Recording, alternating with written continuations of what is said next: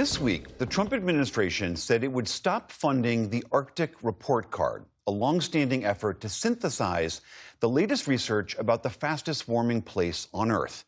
Now, scientists are scrambling to find a way to publish this major annual report anyway, to continue to track how climate change is transforming the Arctic, impacting everything from glaciers to native communities to global fishing and shipping routes.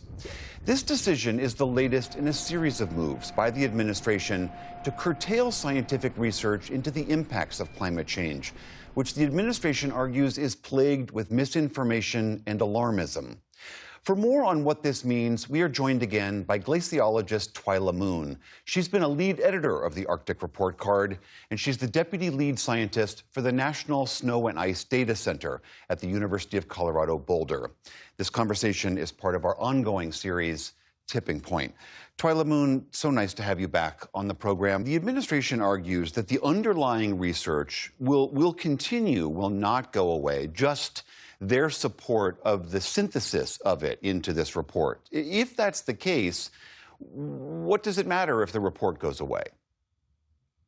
Well, unfortunately, the simple existence of data does not mean that people are finding that data and being able to access it, use it, and understand what it means. So the Arctic Report Card has played a really important role in bridging the gap between raw data, which is really difficult for most people to understand or work with, towards something that can serve non-scientists so that they can be making good decisions with proper, up-to-date environmental awareness.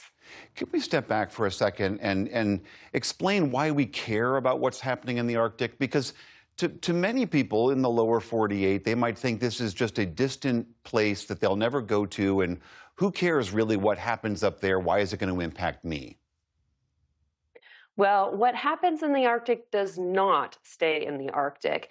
Changes that we see happening with permafrost or frozen ground, also changes with sea ice that forms on the surface of the Arctic Ocean. Those changes actually themselves influence the weather we experience down here in the lower 48.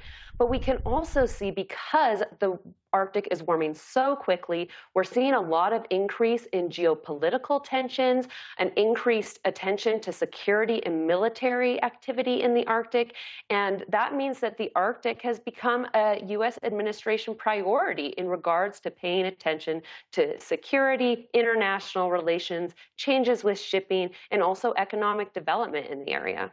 I mean, we have seen other instances, like these former NOAA staffers who were pushed out and then started their own independent website called climate.us to maintain a repository of climate data.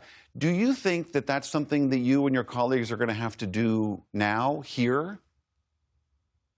Well, myself, the other lead independent editors, and our incredible authors, we have usually more than 100 authors from a dozen countries. This is an international effort. We're going to do everything we can to get those data to the people who need them for making decisions and having environmental awareness.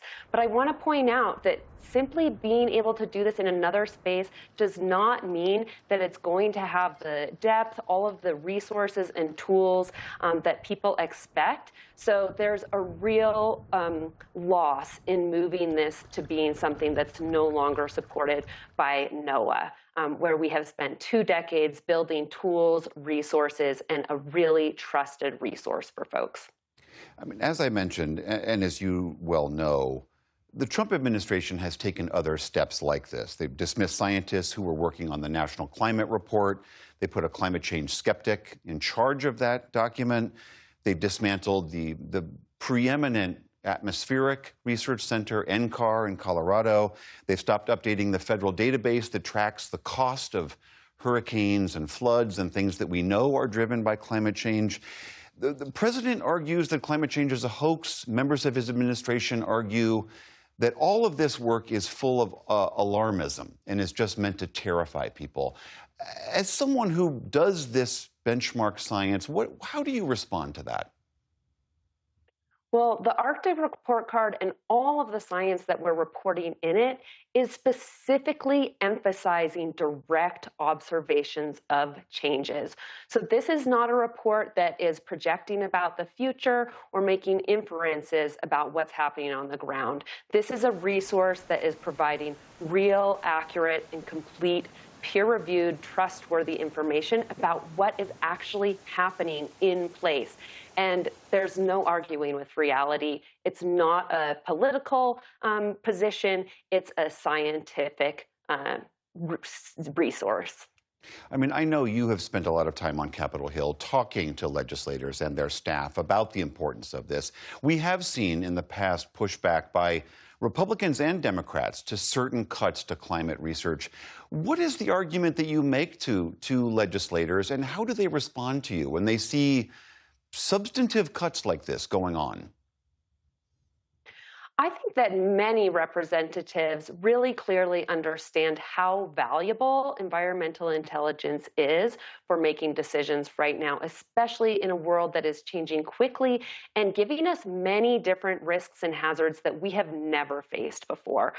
And so I honestly hold on to hope that we may still have a pathway to see the Arctic Report Card as a NOAA report. But like I say, we are going to do our darndest to ensure that this data is getting to those people who need it, because there are many people within the U.S., within states, local communities, Alaska, our Arctic state, and also folks in other countries who look to this report for getting information, making decisions, and educating their students and workforce. Twila Moon of the National Snow and Ice Data Center, always great to talk to you. Thank you. Appreciated.